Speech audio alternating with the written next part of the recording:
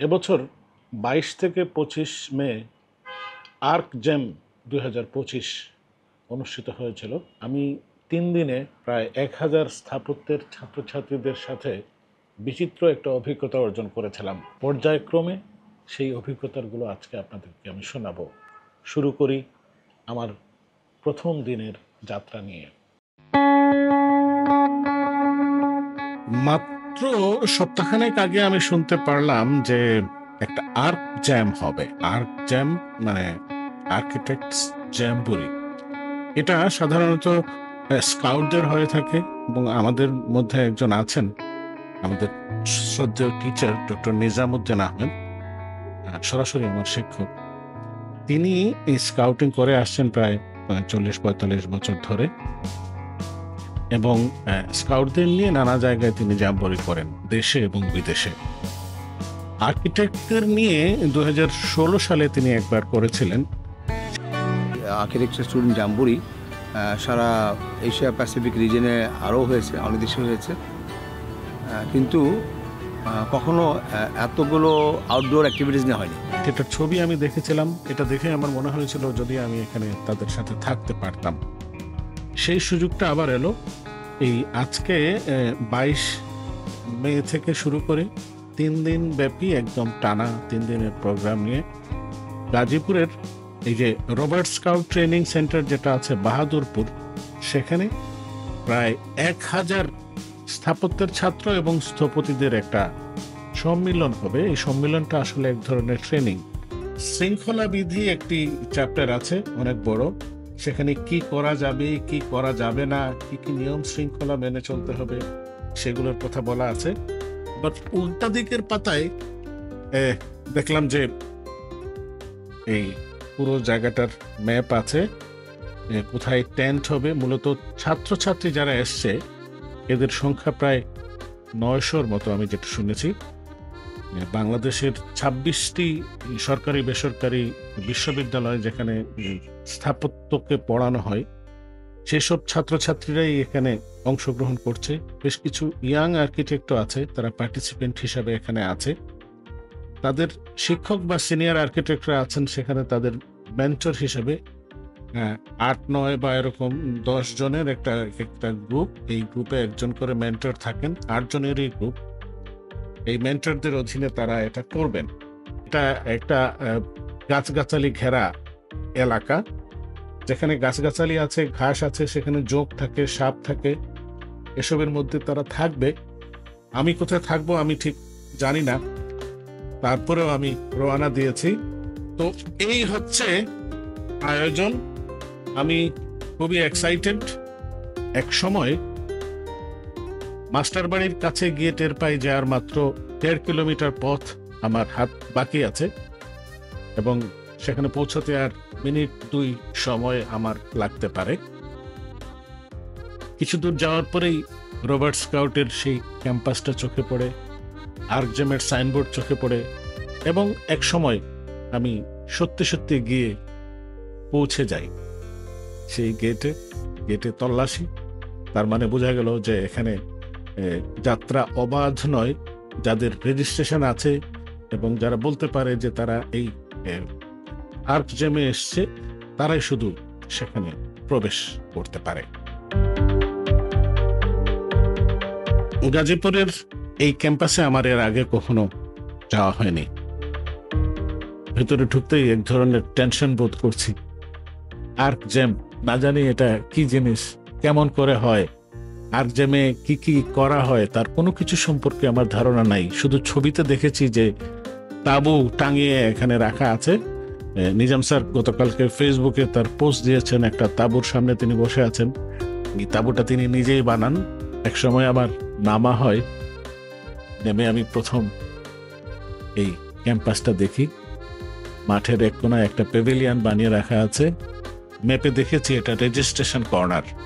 ধীরে ধীরে আমি ভয়ে ভয়ে বলি বরং রেজিস্ট্রেশন বুথের দিকে যাত্রা শুরু করি। বেলা এখন 8:05 হয়েছে। এর মধ্যেই দেখতে পাচ্ছি যে বেশ কিছু পার্টিসিপেন্ট তারা রেজিস্ট্রেশনের কাজ শেষ করে তাদের কিটস গুলো নিয়ে তারা যাচ্ছেন জঙ্গলের দিকে, যেখানে তারা তাঁবু বানাবেন। স্থপতি মারুফ আমাকে দেখেই প্রথমে আমার একটা ছবি তোলে। এখানে ছবি তোলার ব্যাপারে অনেক ধরনের নিষেধাজ্ঞা আছে। আমাকে জিজ্ঞেস করে, ভাইয়া আপনার ছবিটা আমি ফেসবুকে ছেড়ে দিই? আমি বললাম দাও। এই হচ্ছে আমার প্রথম ছবি। রেজিস্ট্রেশনে ব্যস্ত আছেন ইনস্টিটিউটের কর্মকর্তারা। ইনস্টিটিউট মানে ইনস্টিটিউট অফ আর্কিটেক্টস বাংলাদেশ। এখানে প্রত্যেকের নাম বলার সাথে সাথেই তাদের জিনিসপত্র সব সামনে এসে হাজির হয়ে যাচ্ছে। এক কোনায় বসে আছেন বাংলাদেশ স্থপতি ইনস্টিটিউটের জেনারেল সেক্রেটারি ডক্টর মাসুদ। এই পুরো আয়োজনটা আসলে বাংলাদেশ স্থপতি ইনস্টিটিউট করেছে, সুতরাং এখানে ইনস্টিটিউটের জেনারেল সেক্রেটারির অনেক দায়িত্ব।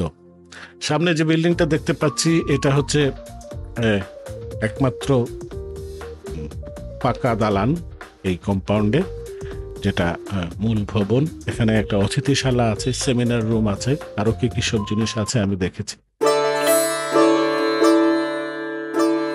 এবার আমি শুরু করি আমার আর্ক ক্যাম্প উদযাপন। নাস্তা খেতে চলে যাই।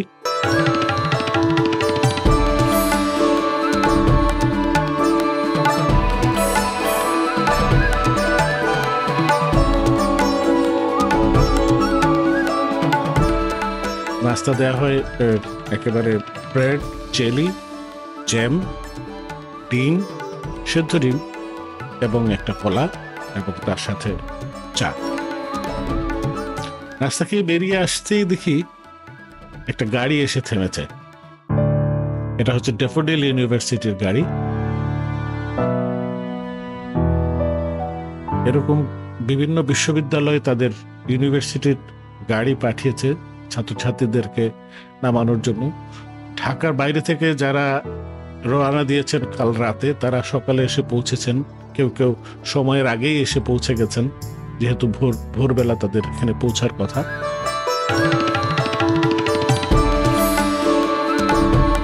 এগুলো যারা ঢাকার মধ্য থেকে যে সকল প্রতিষ্ঠানের গাড়ি এসছে, তারা সকাল 6:30টায় রওনা দিয়েছে, এরকম একটা শিডিউল তাদের কথা আমরা শুনেছিলাম। এই মেইন বিল্ডিং এর ভেতর দিয়েই ক্রস করে রাস্তার ওই পারে তারা যাবে। দলে দলে ছাত্রছাত্রীরা নেমে নিজেদের লাগেজ টেনে ঠেলে তারা নিয়ে যাচ্ছে, এবং আমি জানি এগুলোর মধ্যে কি আছে। প্রত্যেকের ল্যাপটপ থেকে শুরু করে ইভেন বালিশটা পর্যন্ত তাদের এখানে থাকার কথা। আমি জানি না এই প্রজন্মের এই তরুণ ছাত্রছাত্রীরা যে জীবন ব্যবস্থায় অভ্যস্ত, ওই টেন্টের মধ্যে তারা আগামী 3 রাত কেমন করে কাটাবে। এ সকল তাঁবুবাস নিয়ে অনেক ঐতিহাসিক গল্প আছে। অমর খৈয়াম, খৈয়াম শব্দের অর্থ হচ্ছে তাঁবু নির্মাণকারী।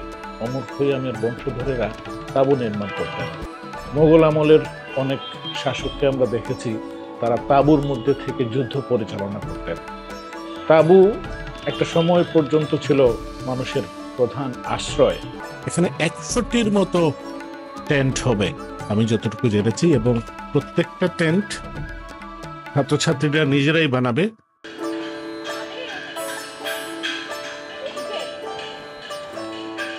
যেতে যেতে শব্দ শুনতে পাই, ঘড়র ঘড়র ঘড়র ঘড়র শব্দ শুরু হয়ে গেছে। তার মানে বেশ কিছু জায়গায় তাঁবু স্থাপনা শুরু হয়ে গেছে। 7-8টি তাঁবু আগে থেকেই বানানো। এগুলো আসলে গতকাল যারা এসেছিলেন তারা বানিয়েছেন। আজকে যারা আসছেন তারা এখন নতুন তাঁবু বানাবেন। তাদের হাতে সময় আছে তাঁবু বানানোর জন্য 1.5 ঘন্টা। এই 1.5 ঘন্টা সময়ের মধ্যে এখানে 80-90টি তাঁবু বানানো হয়ে যাবে বলে আমার মনে হচ্ছে। এটাই শিডিউল, কারণ পরবর্তী প্রোগ্রাম হচ্ছে 10:30টায়, এবং 10:30টার আগে সবাই নিজেদের তাঁবুতে নিজেদের জিনিসপত্র রেখে এসে মেইন প্যাভিলিয়নে যোগ দেবেন।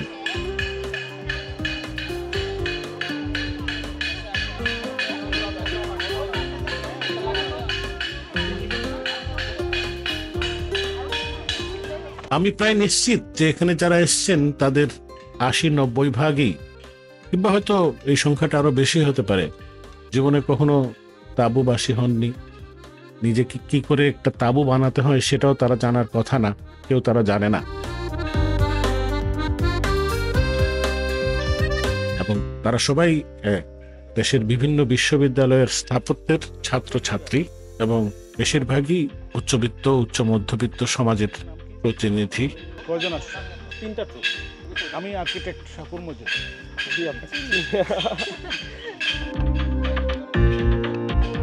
এবং এই কাজের ক্ষেত্রে কোথাও নারী পুরুষের বিভেদ আমার চোখে পড়ছে না। একটা ছেলে যেভাবে কাজ করছে একই গতিতে একই স্ট্যামিনা নিয়ে একই সাথে আরেকটা মেয়েও সেভাবে কাজ করছে। আমি দাঁড়িয়ে দাঁড়িয়ে তাদের তাঁবু টাঙানো দেখি। এই জায়গাতে সাপ আছেন শুনেছে, কেউ কেউ বলেছে যে একটা দুটো দেখে ফেলেছে এর মধ্যে। যোগ থাকবেই, না থাকার কোনো কারণ নেই। তবে এমনিতে বেশ পরিচ্ছন্ন। আজকে দিনটাও মেঘলা মেঘলা, অতটা তাপ নেই। গরমকাল, এখন মে মাস, প্রচন্ড গরম। এই গরমের মধ্যে এই তাঁবুর বাসিন্দারা কি করে 3 রাত থাকবে এবং এক একটা তাঁবুতে 8 জন করে থাকার বন্দোবস্ত, খুবই টেরিফিক জীবনযাপন হবে। তবে এখান থেকে তারা জীবনের অনেক কিছু শিক্ষা পাবে বলে আমার মনে হচ্ছে। আর্মিতে যেরকম সার্ভাইভাল টেস্ট হয়ে থাকে, এটাও তাদের এক ধরনের পরীক্ষা। জীবনের এই কঠিন পর্যায়ে এসে কখনো কখনো কিভাবে জীবন যাপন করতে হয়, কিংবা এই ধরনের পরিবেশে যারা থাকে তারা কিভাবে জীবন যাপন করে, সেটা এই হবু স্থপতিরা আজকে হাতে কলমে নিজে দেখে, নিজে শিখে এবং নিজে এটাকে উপভোগ করে এই যে জ্ঞানটুকু অর্জন তারা করবে, এটা তাদের পরবর্তী জীবনের জন্য অনেক কাজের হবে। এই প্রয়াসটুকু দেওয়ার জন্যই মূলত আসলে এই জাম্বুরির আয়োজন।